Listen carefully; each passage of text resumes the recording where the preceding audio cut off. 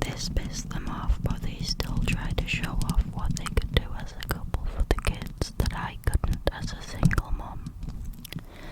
Ex's wife also told me that she would be the mother to their other siblings, and she was going to give my ex a bunch of babies, and that would win the kids over to her even more. She said she would be the preferred mom even if they never got to call her that. Or she said maybe they would, and my kids would hate me for separating them if I got so jealous.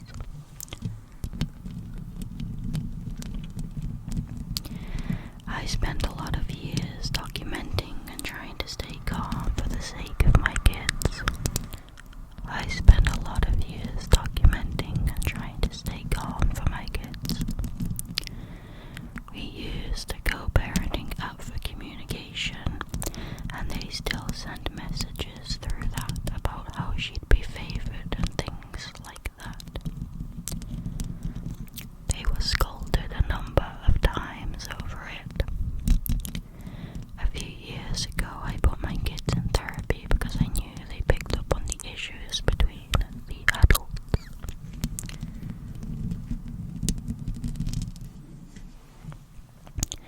My ex's wife never got pregnant. I know I'll sound petty when I say this, but it made me so happy after all the gloating, and said the kids would prefer her because she'd give them a lot of siblings. For a while I noticed she was looking more and more depressed and desperate when no babies seemed to be born. Around July last year, my ex told me the kids would be with me for longer and he would work out a makeup schedule later. I found out 6 weeks later that his wife had tried to take her own life and was in hospital, and that it was triggered by the news she could not have biological children. She and my ex also told people that it was made worse by my son not drawing her in a picture of his family that same day at summer camp. I filed with the courts for a change in the custody agreement temporarily, and it was granted. She had to complete certain steps for the kids to go back into the house with her. My ex and her were unhappy, but since they used my kids as an excuse, I did not want to take any chances with them. She completed all the steps and custody was returned to 50-50 in February of this year. Back in June, my ex suggested the 3 of us sit down and talk some things through. I told him anything that needed to be said could be done via the app. He said face-to-face was better, that they wanted to improve the relationship so that she could be an equal parent and family member to the kids.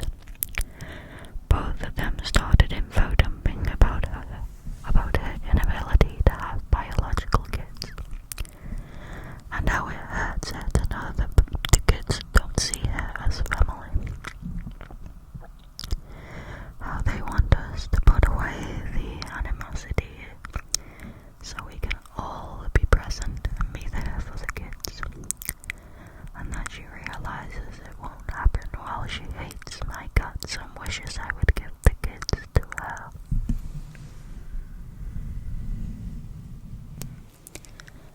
I started ignoring the requests after first saying no because I do not think this will be a good idea, and I do not trust them. They do not want us to do it over the app.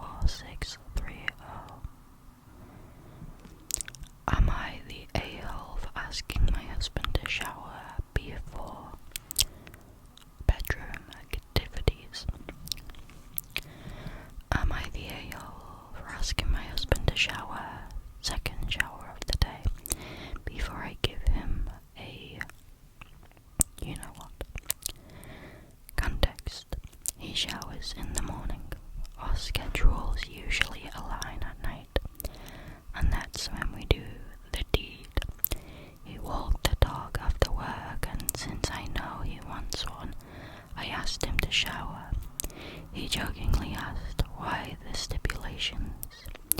He used to always do that after we'd been at the bar all night, etc. And he's right, but that's when we were young and drunk. I just told him it's more pleasurable for me if he's clean. He has good hygiene, but after 12 hours and walking the dog, it's bound to be a little funky. Edit. I shower twice a day because I like going to work and to bed clean, so not an issue on my end. Edit.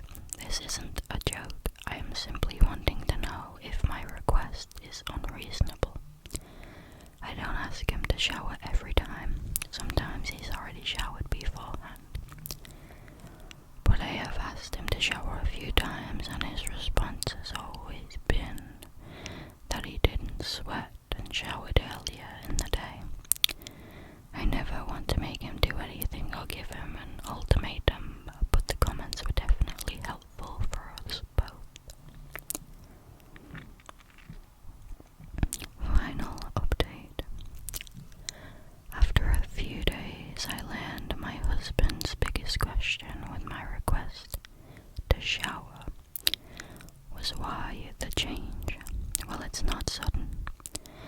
I've always preferred a shower, fresh tea. We've been together 7 years and I'm no longer 23, drunk and in lust. His definition of a shower is different than mine. I take many types of showers, sometimes solely to shave, a body rinse, or a full hair wash shower. His only definition of a shower is a full hair wash routine, or he doesn't feel clean. We've come to an understanding, are happily married, and neither of us are a-holes. Well, I'm glad that they managed to sort it out between themselves. It's definitely not an unreasonable request though to want it to not be a little funky, you know. I think that's pretty normal to want something to be clean and hygienic, so not the a-hole.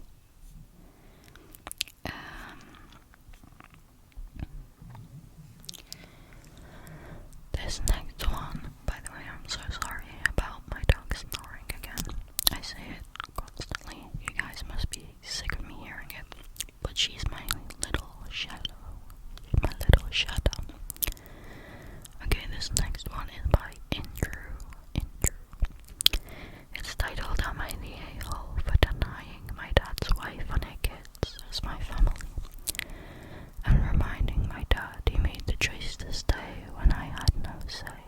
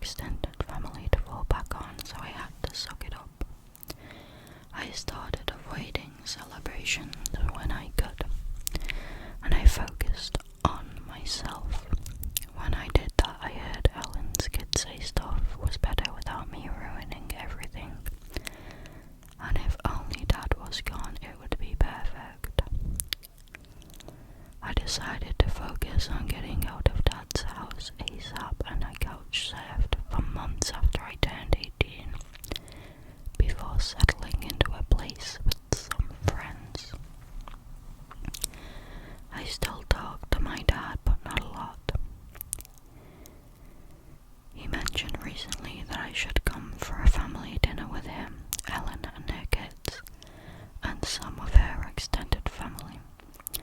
I told him they're not my family and I would not be welcome, so I won't be going. Dad told me we might not get along all the time, but we are family. I told him they're not, and he made the choice to stay, knowing they rejected me, and now I wasn't going to pretend that we're something we're not and never were. He told me it wasn't fair because he made sure I didn't miss out on stuff all the same. I told him being rejected by everyone else and ostracized in my own home was not made up for with a few material things. Am I the a-hole?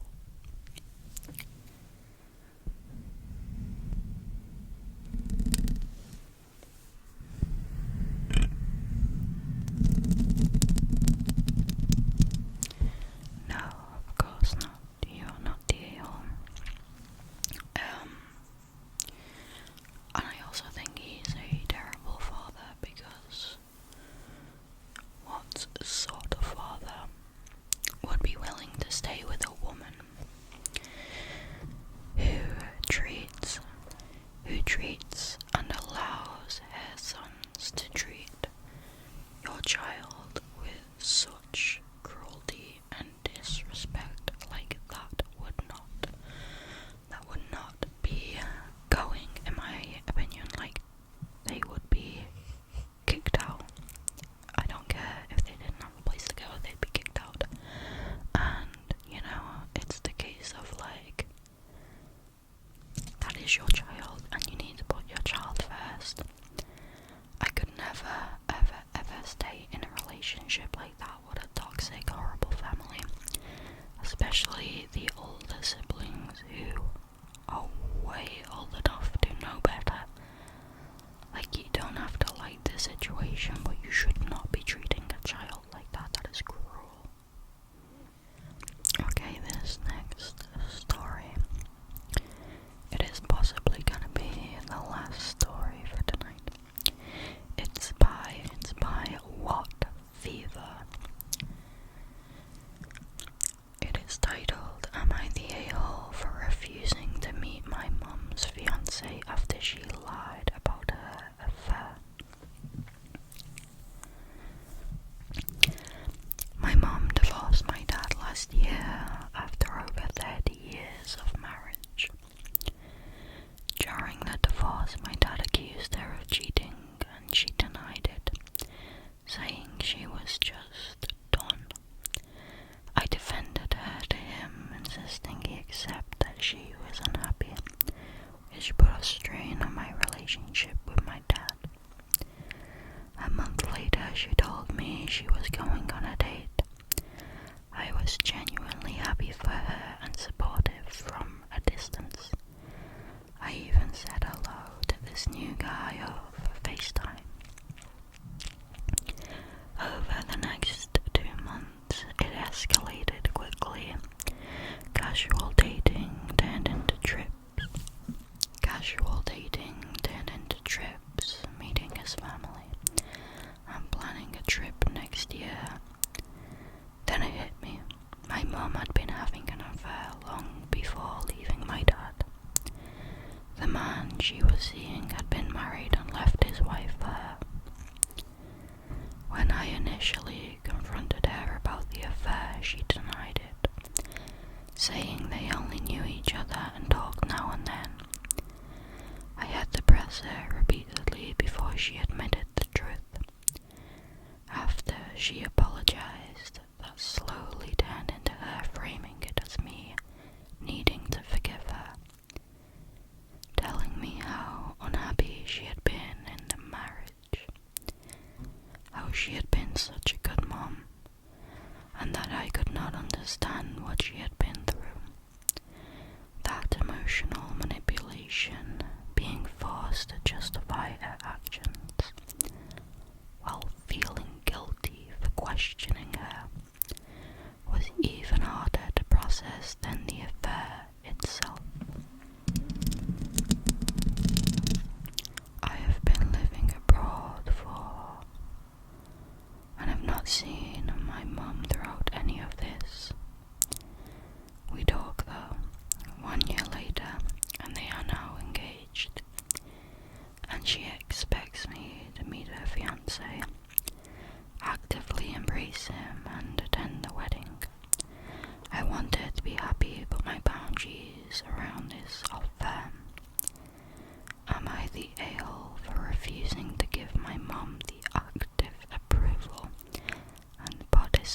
attention she wants, even though I support her happiness from a distance. Edit. I have apologized to my dad. I felt horrible, and right when I felt intuitively something was off, I called him. Sorry, I should have included that in the post. I want to add, my dad today is thriving. He's still sad at times, but he became one of those glow-up after breakup types. Back into shape, full of life, truly. He has had a hot girl summer for those wondering. Edit 2. I wanted to say thank you to everyone for the feedback. I've thought hard about whether I might be overlooking something, whether it was pride or if the situation was smaller than how it felt. I'm not meeting the guy nor attending the wedding. Thanks again and take care.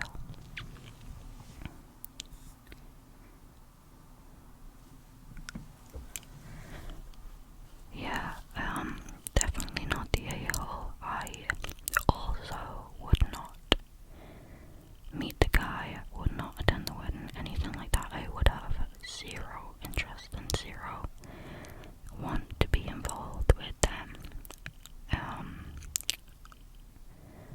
I'd honestly not want any